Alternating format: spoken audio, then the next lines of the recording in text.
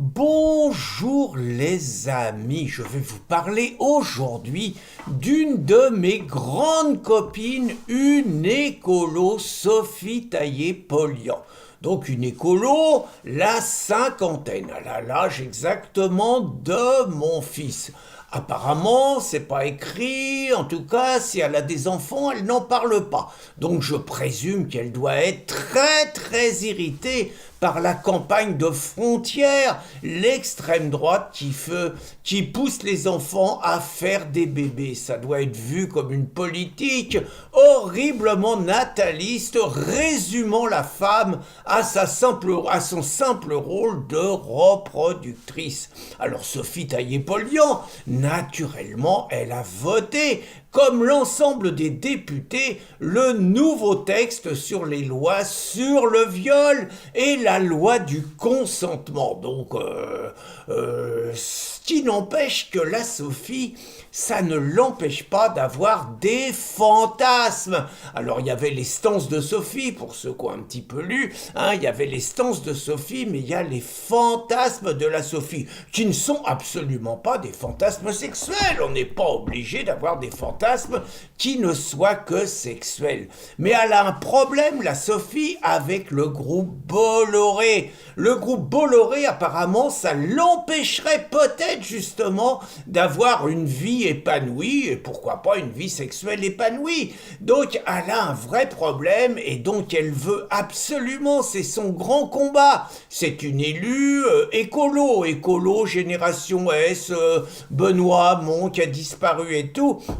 Et donc l'essentiel de son combat, c'est pas l'écologie, l'essentiel de son combat, c'est faire une loi contre l'empire Bolloré, et elle se bat depuis toujours pour faire fermer C8 et faire fermer CNews, parce que c'est des médias qui pensent pas comme elle, c'est des médias qui sont pas pour l'immigration, c'est des médias qui disent du mal de l'islam, c'est des médias qui sont pas forcément toujours alignés sur le politiquement correct. Et ça, Sophie, elle supporte pas. Alors elle a réussi, elle a eu la peau de CNews, ça a été un grand moment de sa vie, mais de C8. Mais CNews est toujours là et elle continue à mener la bataille. Ils arrosent l'Arcom de plein de dénonciations, des signalements. À gauche, on ne dénonce pas, on signale. Et donc ils arrosent l'Arcom tous les jours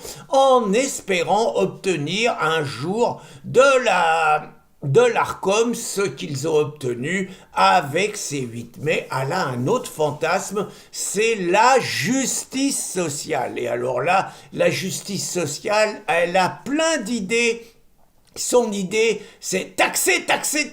Ça, c'est son truc. Dès qu'on dit taxer, elle se sent bien dans sa vie, elle se sent bien dans son corps, elle sent qu'elle contribue à ça. Et donc, taxer, c'est mieux que vouloir faire des économies. Vous voyez, par exemple, les mecs de CNews, les gens de ce qu'elle appelle l'extrême droite, raciste, islamophobe et xénophobe, eux, ils veulent faire des économies. Ça, c'est pas bien. Vous voyez, faire des économies sur l'immigration, quelle horreur! Faire des économies sur la transition écologique, quelle barbarie! Faire des économies sur le financement du service public médiatique, oh là là, surtout pas! Faire des économies sur les associations, ça va pas! Faire des économies sur l'Algérie, tout ce qu'on leur donne. Elle a failli faire une attaque cardiaque quand les salopards de députés de droite ont joint leur voix aux députés du RN pour remettre en cause l'accord